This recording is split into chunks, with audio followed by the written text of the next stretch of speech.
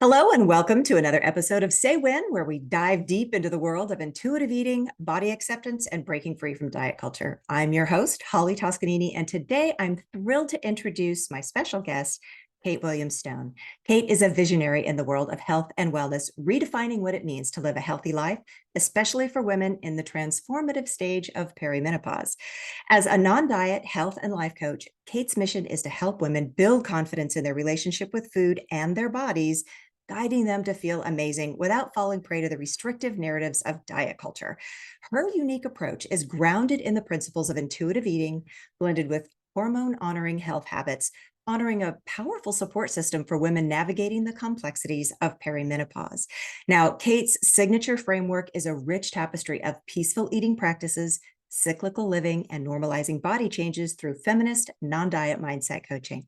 Her expertise is backed by a robust array of certifications. She is a trained professional in intuitive eating, body image, and weight neutral health coaching through a non-diet certification program with Stephanie Dodier, focusing on the going beyond the food method. Additionally, she brings a depth of understanding from her certification in cognitive behavioral coaching, which is enhanced by a trauma-informed and feminist perspective.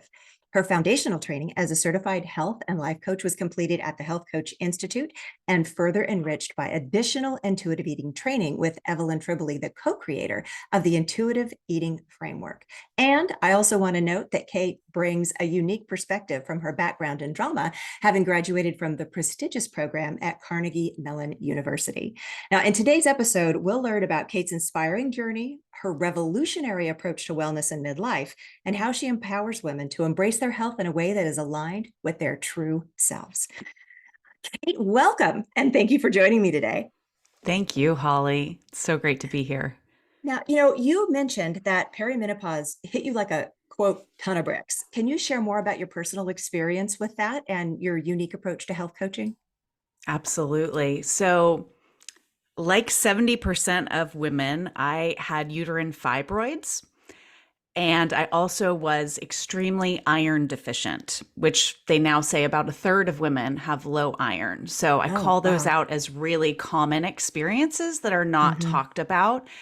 And so what happened was I was having extreme heavy bleeding. And this was during COVID when we were Mm-hmm. locked down.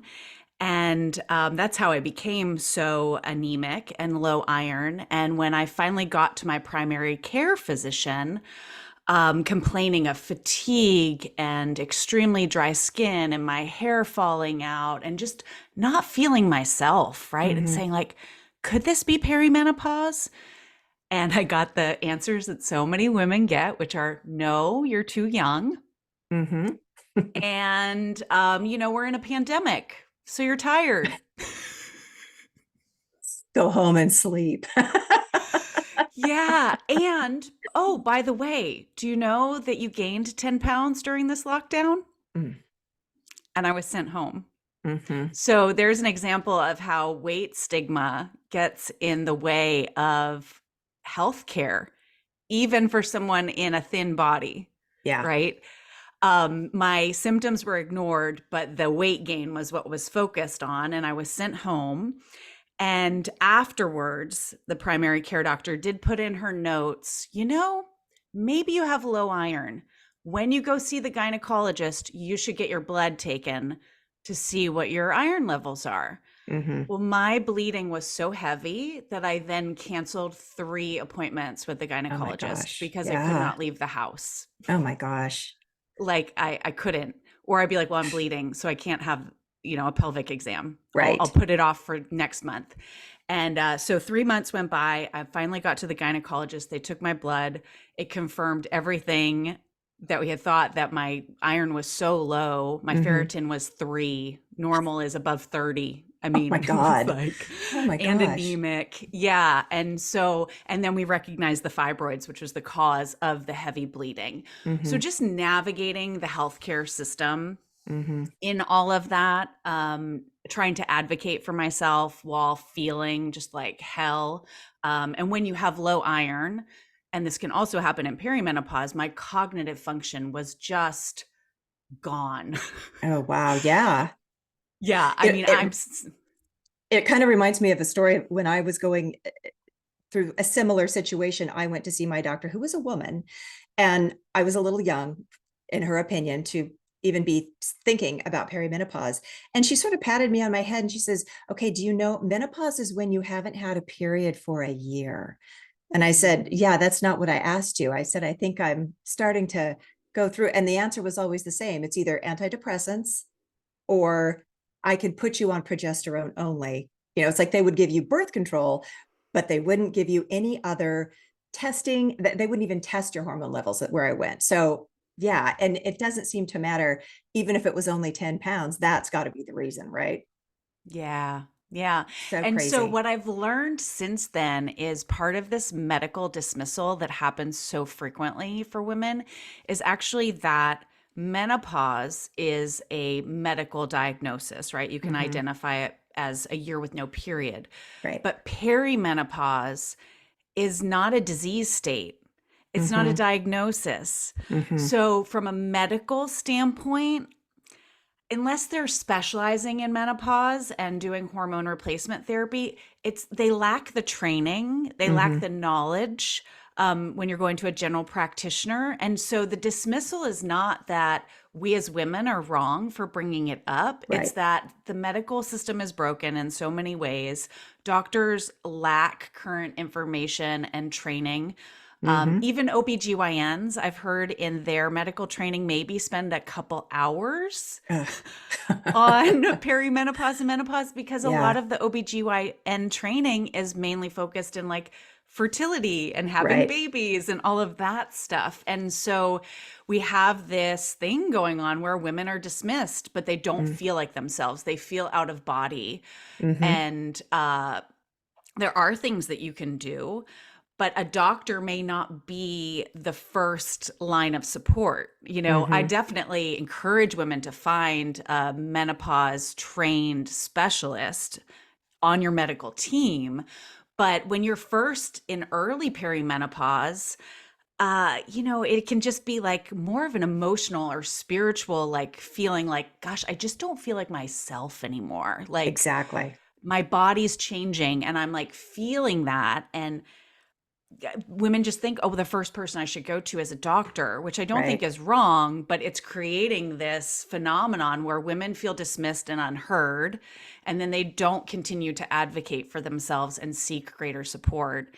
And so that's why I'm like, being a health and life coach focused on perimenopause can really help women navigate this time of life. Absolutely. You feel a little crazy in the first place, and then you go to the doctor and they just say, "Yep, you're crazy," and send you home with, whatever nonsense advice they give you. So you just kind of end up home going, "All right, I guess I'm crazy." And then you kind of go down a rabbit hole because you start Googling things. Nobody really talks about it. There's not more now, but in the past, there just wasn't a lot of information that felt hard science, right? It was like, well, this could Yeah. be this, something else could be happening. And then you just feel nuts. And I think the dangerous thing is that so many women will then do a lot of herbs or, other protocols that maybe aren't for them. I'm certainly not anti herbs by any stretch of the imagination, but I feel like you need a professional to help guide you through knowing what's for you and what's not. Now, I know in your coaching, you emphasize moving away from diet culture. How do you help women transition from this sort of perimenopausal state with intuitive eating? How is that helpful? Yeah. So if you're in your 40s right now, 40s and Mm-hmm. 50s, you lived through diet culture of the 90s, right? Mm-hmm. Heroin chic, the Oh, thin yeah. ideal. Um, you know, we talked about celebrities being fat and the tabloids all the time, Yes. right? Like, and that was our teenage years. Mm-hmm. And so now coming into perimenopause, when it is normal for your body to change, that is Mm. part of it. Diet culture is taking advantage of that. There is so much messaging out there focused on perimenopausal women and their changing bodies that, Mm-hmm. bust the muffin top, banish the meno belly, Yeah. all this messaging saying like your body is wrong. Mm-hmm. You need to fix your body. And the way to do it, diet culture answer is an extreme diet, which Right. actually can wreak havoc on your hormones in even more ways. It's like the worst thing you can do for hormone health in perimenopause. Absolutely. And so instead of, and so I want to normalize finding a solution in diet culture can make a lot of Hmm. sense when that has been a place of like known safety in, previous Sure. years of your life. But I also think perimenopause, I see it as kind of like this storm that like shakes things up Hmm. for women. Like, you get really clear on what your priorities are and who you want to be in this next Yes. chapter. Yes. There's a reckoning. And so I Hmm. just saw in women, gosh, like it's a time where women, if they're open to it, can see this as a portal or like Hmm. a time to transform their relationship with food and body. And so Absolutely. that's where it's almost like they're hitting a bottom, Hmm. right? Like it Hmm. feels so intolerable. Like, God, I gotta do, my body is changing. I don't Hmm. feel good about it. Maybe this is the time I'm finally going to make peace with my body and with Right. my relationship with food. And so that's Exactly. where the intuitive eating principles come in. That's so important because even in media, I mean, if you look on an Instagram page or even in the news, all of the things that you see about women, especially women over 40, all talk about, how they're rocking a bikini or their legs look super toned or their abs are so tight. It's like it's okay to get old, but you can't look old. It's okay to be old, but you can't have wrinkles, you can't have body fat, and you have to perpetually look like you're 25 or 30. And then it's okay if you age. You just can't look like you're getting older, which is so ridiculous. And it creates yet another um, oh, what's the word I'm looking for? It's like another problem for us in terms of trying to be who we are and be okay with who we are and really step into our power as women in this time of our life when everyone around us is saying that our bodies are wrong because our bodies are not the same as they used to be. Yeah.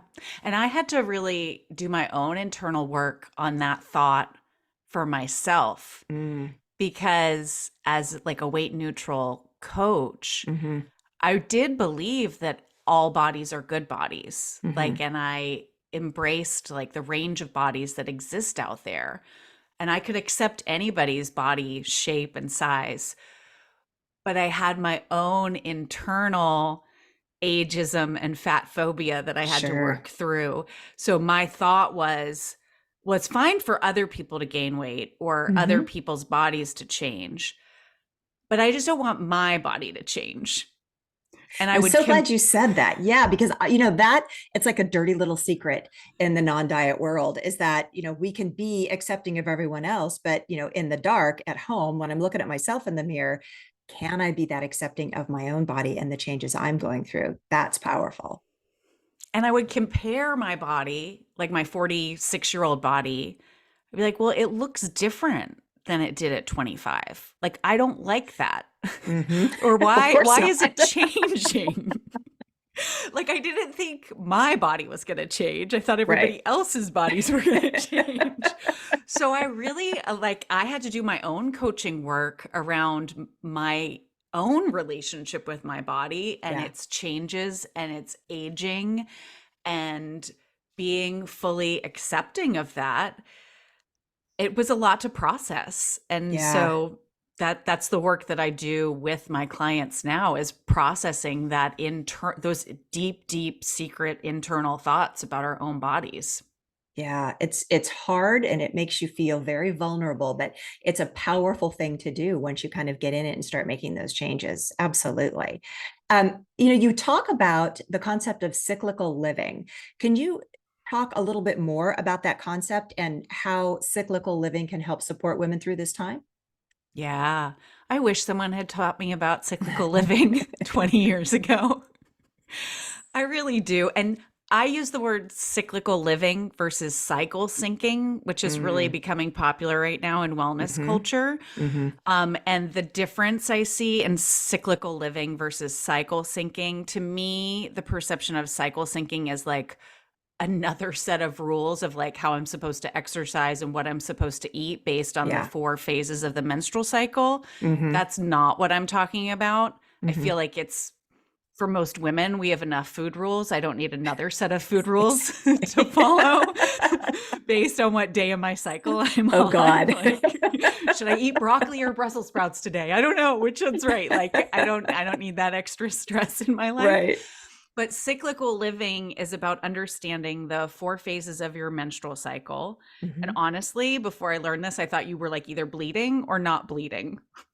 Right. Like, Two I didn't. cycles. Yeah. And there's actually four phases of Mhm. the menstrual cycle. And you can look at it like your four seasons of the Mhm. year. You know, your ovulation is your summer season, and your menstrual cycle, the bleed, is like a winter season. And Mhm. if you just think about those energies, right, you have a very different energy in the summer than you do in the Sure. winter, right? Mhm.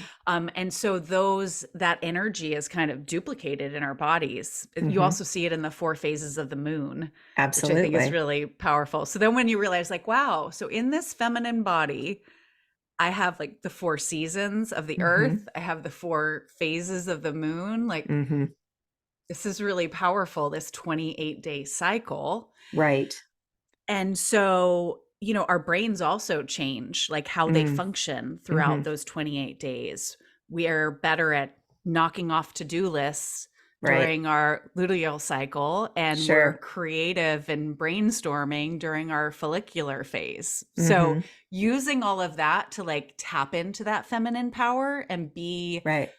most efficient, most productive, the most like in tune, Mhm. can be really powerful. I would say the biggest thing personally I have learned from cyclical living is being able to honor rest.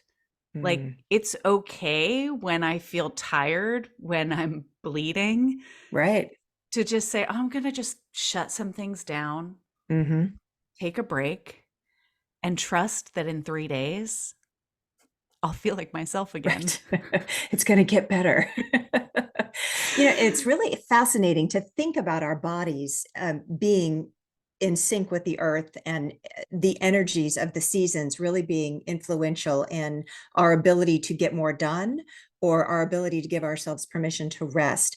And that seems to go against every sort of masculine patriarchal concept of strict rules, strict schedules. You have to get everything done. You've got to give it 110% every day. How do you see that sort of feminist non-diet mindset being manifested in the coaching that you do? How do you coach women to give themselves permission to be more in their feminine bodies and in their feminine power during this time? Yeah. So our world is based on the male hormonal cycle, which is a 24-hour cycle. Mm. That's the expectation, that you should get up every morning and do the same thing for the Hmm. next 12 hours, right? Go to work, do the thing, come home, rest, wake up, do it all over again on Right. repeat. Hmm. And women's bodies, our hormonal cycle is a 28-day cycle. So, first of all, if you just have ever felt like you don't fit in this world, Now in you a know female why. body, you don't, because it Right. wasn't built for your body. Right. Right. Right? So that's like the expectation of productivity from a male's point of view to females. And then first, I think just understanding how our bodies work, Hmm. because part of it is just knowledge is power. And we weren't Yes. taught this, Hmm. how our body is operating differently, and understanding that our hormones are never balanced because they're Right. changing every day. Right. So chasing hormone balance makes no Hmm. sense. That's another wellness craze out there Oh, of yeah. like, keep driving for perfectionistic, achievement of Hmm. hormone balance. Right. And so first knowing how your body operates, and then slowly giving yourself permission to be in those phases, right? Like Mm. setting boundaries of rest, or trusting your body, and it's like creative thinking will come back later in a cycle, right? Like, Sure. I actually had that just yesterday. Like, I had on my calendar to do a lot of writing, Hmm. and I was just not feeling it. I was like, I am like not feeling in the flow at all. Right. And instead of pushing through and fighting it, which I Hmm. think I would have done in the past, Oh, yeah. years ago. Instead, I was like, I wonder if I just went and walked around the block for 20 minutes, would it change how my brain is functioning right now? Would it help me get more embodied? And just like trusting myself Hmm. that the ideas would come to me Sure. if I didn't just sit in front of the screen trying to like get them to To, come out. yeah, to Like, force it. Yeah. yeah. And so I think the feminist perspective comes in and like that body trust, Mm-hmm. trusting myself that like the ideas will come. Yeah. Yeah. And really encouraging my clients that they can learn to do the same. But we haven't Right. been taught that. No, not at all. And it's so funny that we call it imbalanced hormones because they're really not imbalanced. They're doing what they're supposed to be doing. They're just not the same as they were through our reproductive years, right? So it's Yeah. not that they are no longer balanced. It's just that they are naturally rebalancing. They're changing to something completely different. So the way we even talk about ourselves and our bodies during this period is it's so patriarchal. And I hate to keep saying that word, but it's true. We were raised in a society that, like you said, you would do 24 hours a day, 7 days a week, most of the time, 30 days a month, and that you have to stick to that schedule. And that no matter what you're feeling, you've got to push through it, right? You've got to force yourself to do it. You've got to push through it.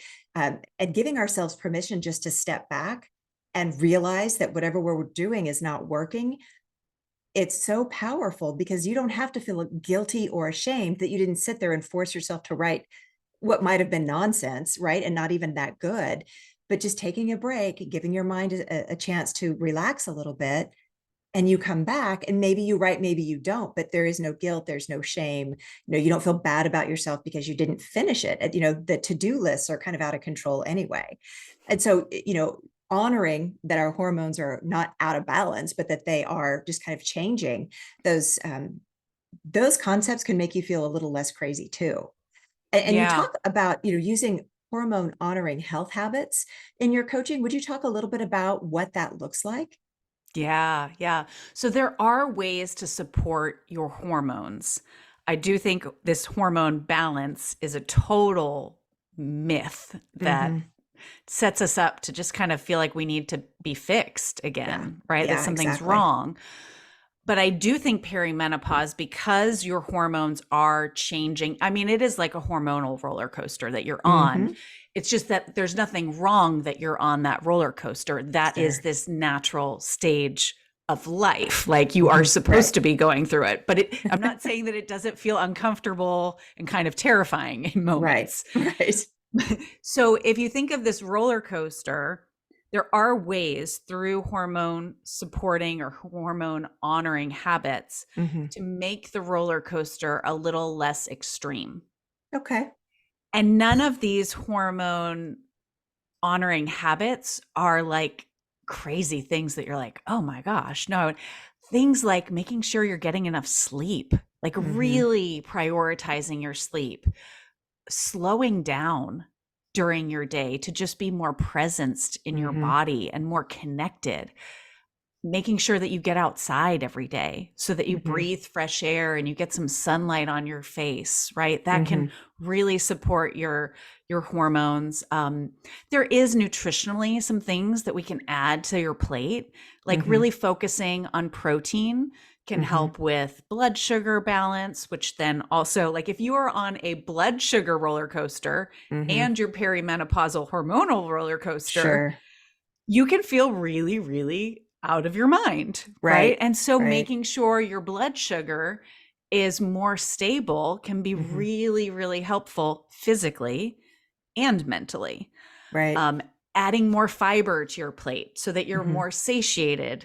And also you support your digestion, right? So Right. Oh, these are yeah. just some of the hormone supporting habits I help my clients with. Mm-hmm. And a lot of times I'll share these and people are like, it's so simple. And I'm like, Yeah. yeah, it's simple. It's not always easy to implement in the day to Right. day. But I also want to call out like the diet culture piece of it is like none of the things I just listed cost $1 million to do. True. Very true. They're accessible to most people. Mm-hmm.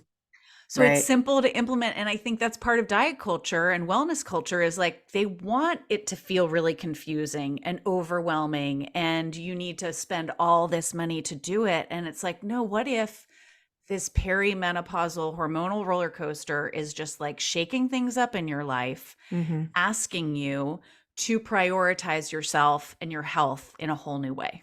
Right. On the sleep piece is so critical too, because I know so many women, myself included, had horrible sleep disruption, whether it was from just, your mind would be racing or your heart would start racing, or you would have night sweats. Or, I didn't really have a lot of hot flashes during the day, but night sweats were awful for me. And I Mm. just remember feeling exhausted all the time because you just couldn't get the sleep, something that is as basic as a good night's sleep. Boy, if that's a problem, it will disrupt everything else. It makes it hard to make good food choices. It makes it hard to make good decisions for yourself and what you're going to do during the day.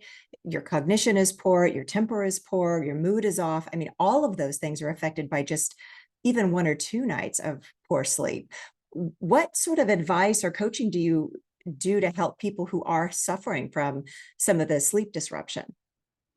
Yeah. So, I mean, one thing, just making sure, all those sleep hygiene practices are in place, right? Mm-hmm. So, making sure you have on your schedule a solid 8 hours to actually sleep Mm-hmm. is the first thing. A colder room can be really helpful, or dressing Oh, in yeah. layers, right? Mm-hmm. Like, um, there's even now like cool sheets and cool blankets that are available. Oh, There's a yeah. lot more stuff out there. And then limiting caffeine and red wine can also be helpful.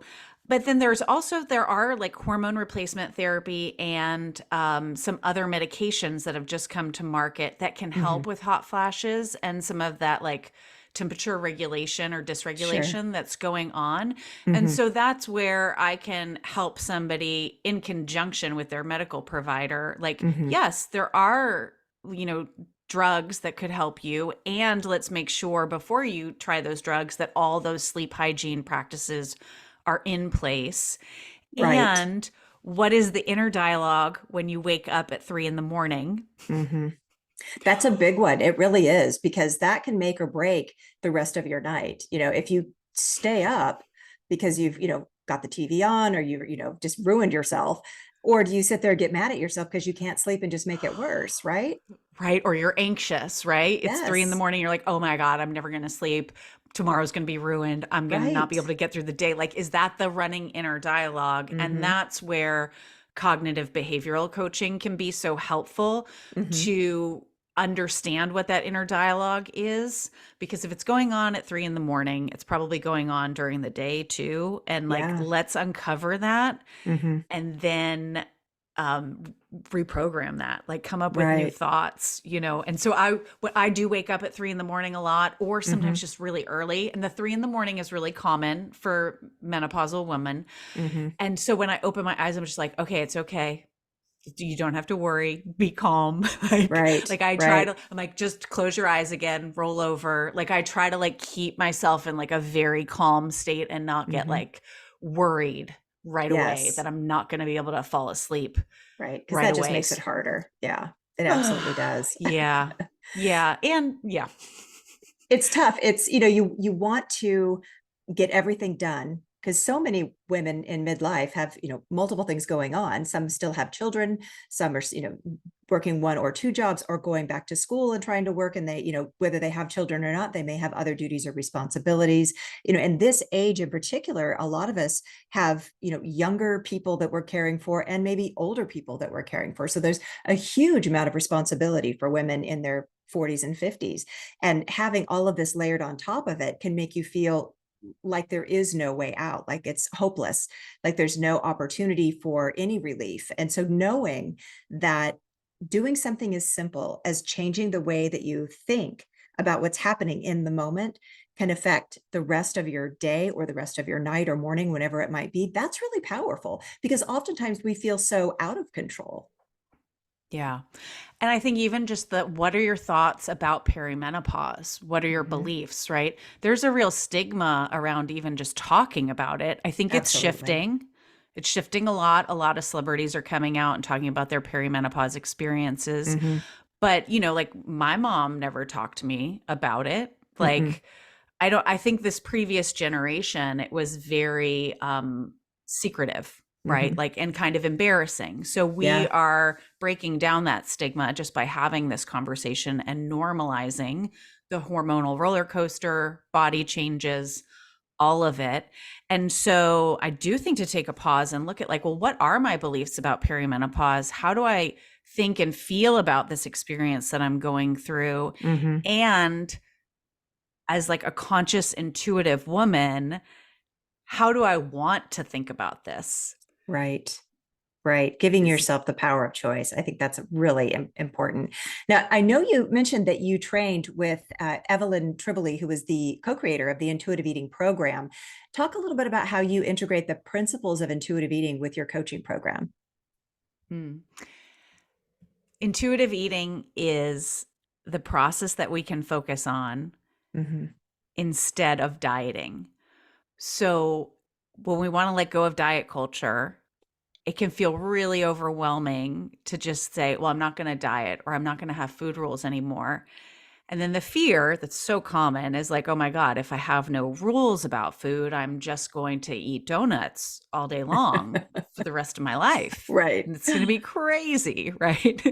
And that's not going to feel good either, Right. right? So, intuitive eating gives us a research based process to follow to heal our relationship with food. And so, Mm, focusing on hunger and fullness and satisfaction, breaking down diet culture and really calling out what we were taught about diet culture yeah. and food and our bodies, and really breaking that down so that we can release it and live the Hmm. rest of our lives without any of that diet culture Right. BS. Right. So freeing. And then honoring our health with gentle nutrition, right? Hmm. There is nutrition in intuitive eating. Hmm. Talked about, a few of the things that you can do in midlife nutritionally, Right. focusing on protein, but not being obsessed with it at every meal, right? Like, that's where we get so black and white in our thinking, because there's a Hmm. lot out there about like midlife women must have this many grams of protein Yep. every single day or this meal. Like, you don't have to be obsessed about it. Hmm. And it would be really good for retaining your muscle mass to make sure you get enough protein every day. Exactly. Yeah, and I think that that is challenging because you're right. We grow up with all these rules, and we have been kind of brainwashed into believing that we have to count and track everything. Right? I wear a tracker. I have to have a log for my food. I've got to log my steps. I've got to track my units. I've got to track my grams of protein. And you said something really important, that there is a nutritional component to intuitive eating. It's not eat whatever you want all the time and assuming that's going to be fast food, or something that maybe is more of an indulgent or a play food. So being willing to say, yes, there is some nutritional information here that we can provide, but we don't want to get crazy with it, right? I don't want you to bring your scale out at the table at the restaurant and weigh and measure, the piece of chicken that you just ordered to make sure it's enough protein. I just want you to enjoy the chicken and maybe the ambiance and the people you're with, right? It's a shift, Yeah. but it's hard to let go of those rules because so many of us feel like we really need those guidelines or we're going to be out of control. Well, because we don't trust ourselves, Yeah. right? We don't trust ourselves to make choices that work for our bodies. Hmm. And when we've been told our body is wrong or broken in some ways, and the way to Hmm. fix that, fix in air quotes, is through food and controlling our food. Right. Yeah. But also speaking to the level of stress that most women in midlife have, like, do you really have time to track everything? Like, is that really going to help in what you're managing in your life with stress right now? Like, Exactly. wouldn't it be nice to have this one area of your life where you're like, oh, I don't need to track that because I Hmm. can trust my body's wisdom and what it's telling me about Hmm. my appetite and my hunger and my fullness and what will taste good right now. So Yeah. I won't have to track any of that. And that will be such a huge stress relief. Absolutely. Absolutely. Now, I have another question for you that you had mentioned that you had a background in drama. Mhm. And I know you've done a lot of acting in your sort of previous life. How do you feel that that training has influenced the way that you coach your clients? Does it come into play at all? It comes into play every single day. So Okay, it's tell so me more.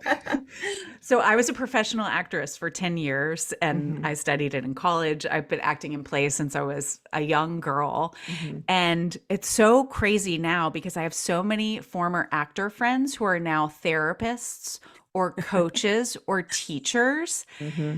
And I was like, how did that happen? And it makes so much sense because great actors are all about being in the moment, being Hmm. present, Hmm. and really listening.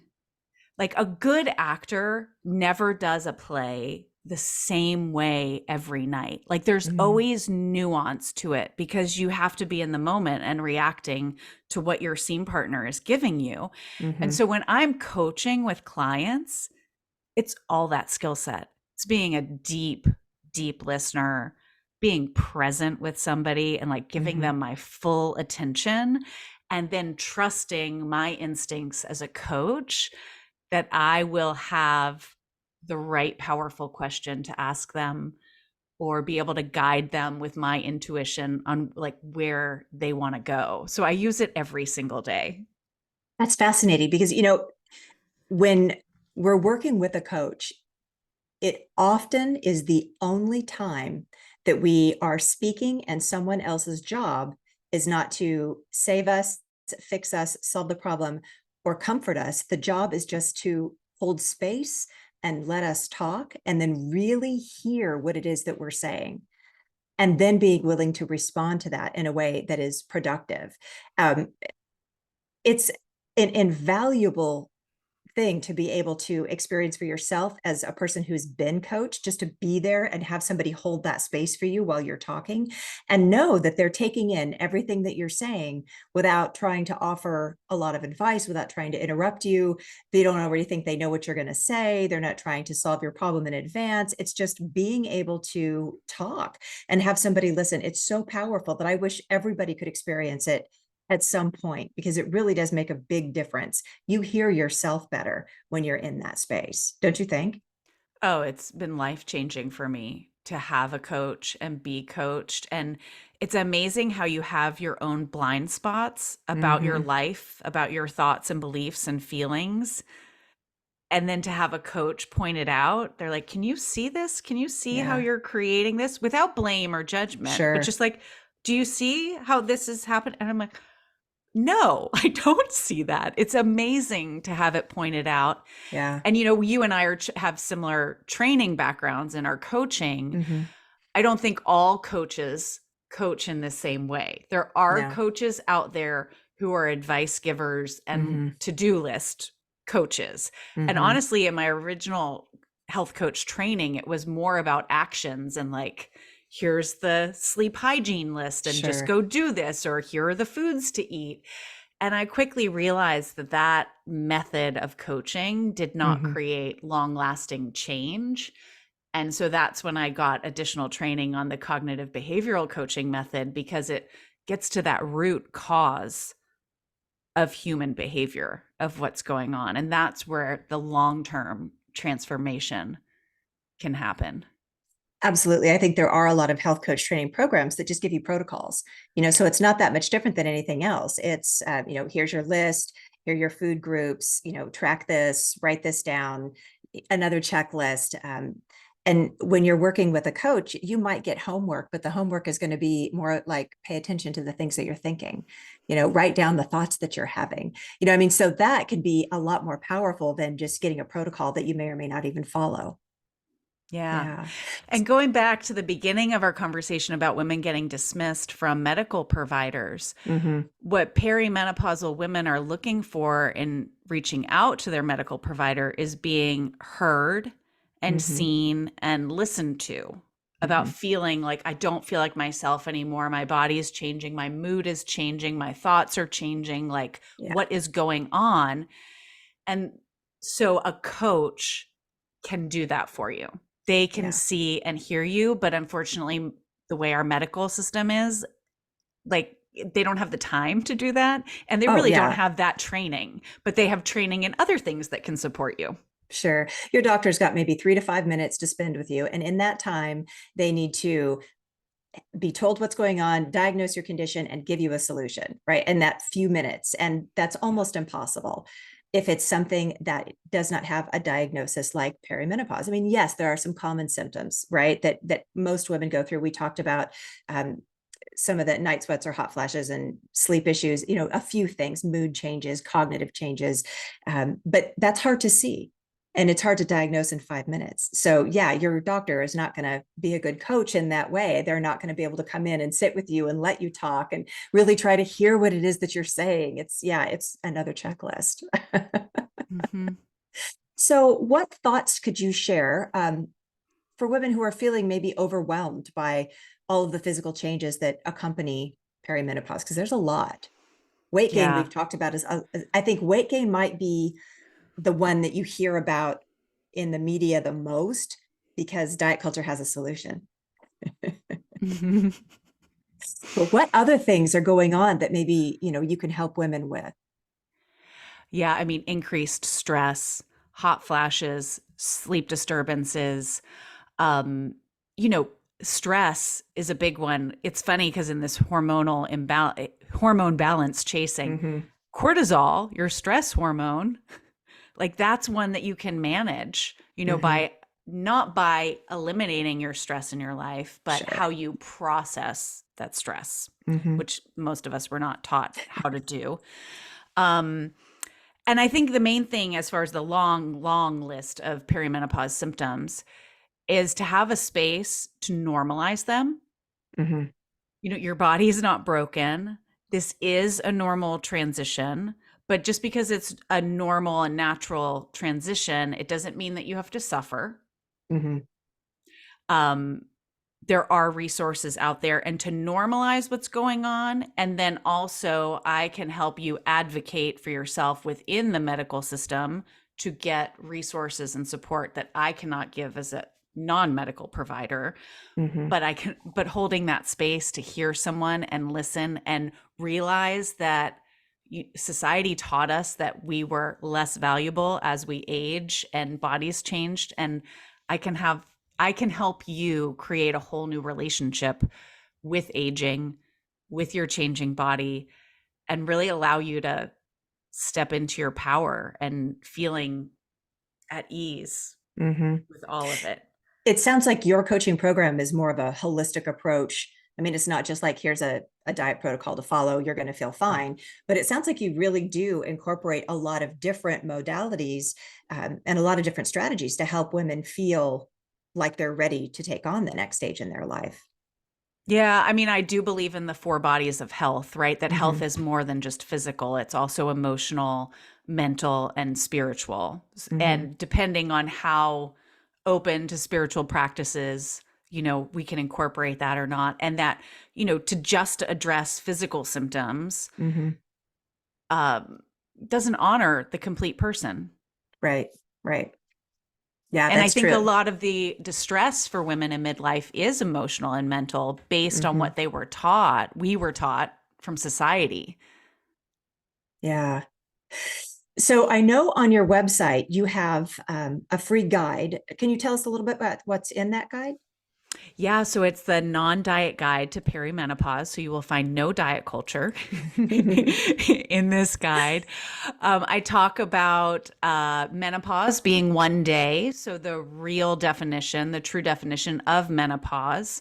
I also have a list of all the symptoms of perimenopause. So you can take that checklist and check off what you are experiencing. Mm-hmm. And then also a list of the hormone supporting habits that we talked about. I have the complete list in there also. So, how you can honor your health in perimenopause, but without the focus being on changing your body. Mm-hmm. Great. People can find that at your website. I'll list all of this in the show notes so people will know exactly how to connect with you. And for those people that do, I know they can find you on Instagram at Kate W. Stone. What can they learn from your Instagram platform? What do you share there that we would be excited to see?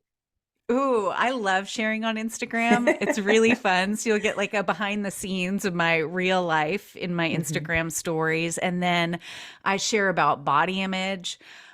stress management, health supporting habits in real life. Sometimes I'm sharing what I'm cooking for dinner with my Mhm. husband. Mhm. But yeah, I try to be really like just approachable and real and authentic in my Instagram. So definitely find me there. And it's me. Like it's just me there. So like if you DM me, you are not chatting with some bot or Right, assistant. Like you are messaging me right. if you send me an email or a DM on Instagram. So I would love to connect there. That's great.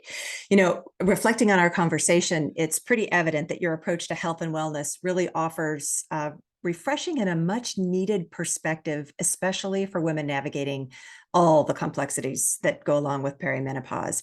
And your journey from facing your own challenges with perimenopause to empowering others through things like hormone honoring health, intuitive eating habits, and it's inspiring and enlightening because so many people have no idea that they can get help for these symptoms. And your dedication to dismantling diet culture and then also advocating for a more inclusive and compassionate approach to health is a beacon of hope for so many women. So thank you so much for being here today. It was helpful for me, and I know it was helpful for the audience. Um, so personally, here are just a few things I'm taking away from our conversation. Kate's personal and professional journey really sheds light on the unique challenges women face during perimenopause and the importance of understanding and addressing these changes in a holistic way.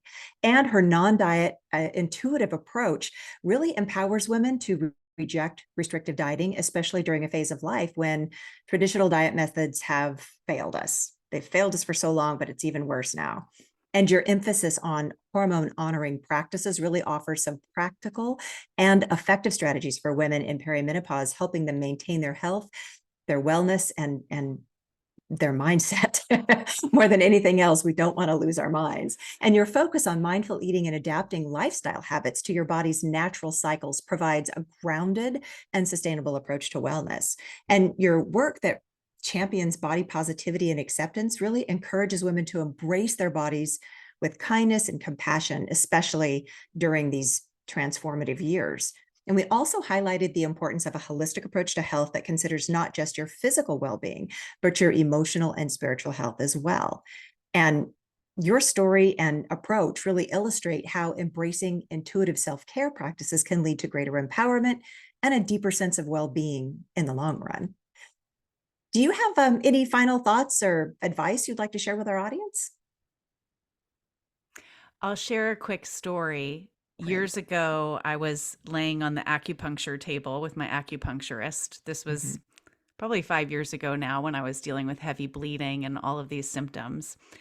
And I was asking her about perimenopause, and she said, well, perimenopause can be a portal to transformation if you're open to it.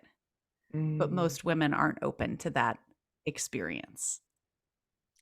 And yeah. that really, like, I mean, it landed with me in a deep Hmm. way. And it showed me, oh, I have a choice here. I can continue to subscribe to the narrative that I have been given, that I should feel shame about perimenopause and my body's broken and it's no longer as valuable or worthy as it once was when I was Hmm. 25 years old. Or I can make a choice to go a different way and step into this portal of transformation. So, I love looking at it that way because that's so much more empowering than thinking I'm getting old and irrelevant and useless, right? It's a new chapter in our lives. It can be a definitely difficult transition for some people, but if you're open to the fact that life is going to get different, we can kind of shift our archetype from being like the princess, right? That's always sort of got to be pretty and whatever that means, to being more of the queen or the high priestess or the empress in our lives. We can really step into that next chapter and be the goddess that we are here to be without having to worry about all of the other things that go along with reproductive care. You still have to take care of yourself reproductively, of course, but you don't have to worry about a lot of the same things you did when you were in your, 20s or 30s. Life has shifted, your body has changed. And if we can embrace that change and honor it instead of only celebrating celebrities with, the toned legs and the skimpy dress that, on her 50th birthday, whatever, right? Let's embrace bodies that are real and that are beautiful and that are all shapes and sizes. Yeah. All Absolutely. right, everybody, you can get a copy of the free non-diet guide to perimenopause at katewilliamstone.com/guide. And you can connect with Kate on Instagram at Kate W. Stone or at katewilliamstone.com. Thank you for joining us for another episode of the Say When podcast. And thank you, Kate, for sharing your wisdom and your experience with us. Your work not only helps redefine health in midlife, but also encourages women to embrace this phase of life with confidence and self-love. Until next time, everybody, bye for now.